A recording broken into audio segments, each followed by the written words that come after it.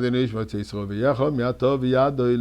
chers amis, nous avons fait une prière ensemble, donnons la tzedaka ensemble, concept de Hakel, la mitzvah, Bartout, et je m'excuse, et non, ne toussez pas avec moi, ça là c'est pour moi personnel, plutôt on va étudier un sujet de Torah ensemble. Eh bien, ce Shabbat, Shabbat Parashat Para. Shabbat Parashat Para est la troisième des 4 parshiyot. On a commencé le Shabbat avant Adar, Shabbat Shkalim. Shabbat avant Purim, on avait Shabbat Zachor. Et ce Shabbat, Shabbat Para. Et le prochain sera Shabbat HaChodesh. Et plus tard, qui n'est pas part des 4 parshiyot, mais on appelle ça Shabbat HaGadol.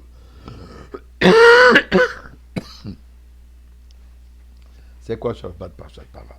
Nous allons lire Parashat Rukat, où la Torah nous décrit la mitzvah de la vache rousse. Médrash de le dire. Comme Moshe Rabbeinu a étudié les lois de la Touma, l'impureté, où une personne qui est en contact avec la mort devient spirituellement impure, il se posait la question, Ribono Shel Olam, est-ce qu'il y a une opportunité, est-ce qu'il y a un moyen pour que cette personne redevienne pure? Pureté et impureté par rapport à pouvoir rentrer dans le Beth Amikdash. Dans le Beth Amikdash, on ne peut pas rentrer si la personne elle est tamée. Ainsi, ne peut pas participer au korbanot, au sacrifice.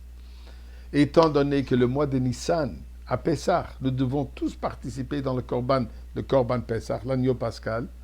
Donc, on a besoin d'être tahor, pur.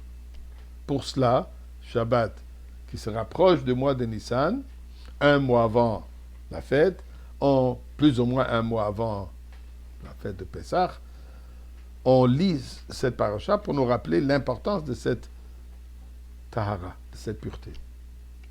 Mais le Médrash de dire que Moshe Rabbeinu était très déçu.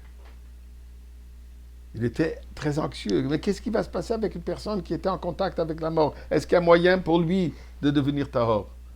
Jusqu'à finalement, Dieu lui a enseigné la mitzvah de Paradouma, en disant la chose suivante. La Touma, l'impureté, vient par le fait que la personne est en contact avec la mort. Donc, mène un mode de vie de mort. Une vie sans intérêt, une vie sans enthousiasme, une vie sans purpose, comme on dit, qui n'a pas de valeur, qui n'a pas de but. Comment est-ce qu'on peut sortir de cette situation? Eh bien, le message de la vache rousse. Qu'est-ce qu'il faut faire avec la vache rousse? Il faut complètement brûler la vache, la chair entièrement, qu'elle devienne en cendres, réduite en cendres.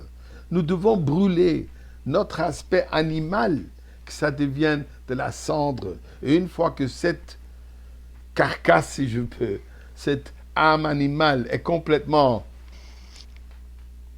brûlée, anéantie, là on peut commencer à construire, à monter, à bâtir une vie pleine d'enthousiasme, une vie de Kedusha.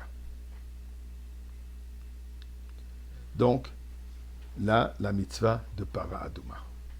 Intéressant à savoir. Le Rambam, quand il rapporte dans les halachot, Ilchot Para Aduma, dans le 3e chapitre, d'ailleurs à la fin du 3e chapitre, et c'est remarquable que c'est à la fin du 3e chapitre, le Rambam rapporte un point historique. Moshe Rabbeinu était celui qui a fait le premier Paradouma, donc la première vache rousse, c'est lui qui l'a préparée.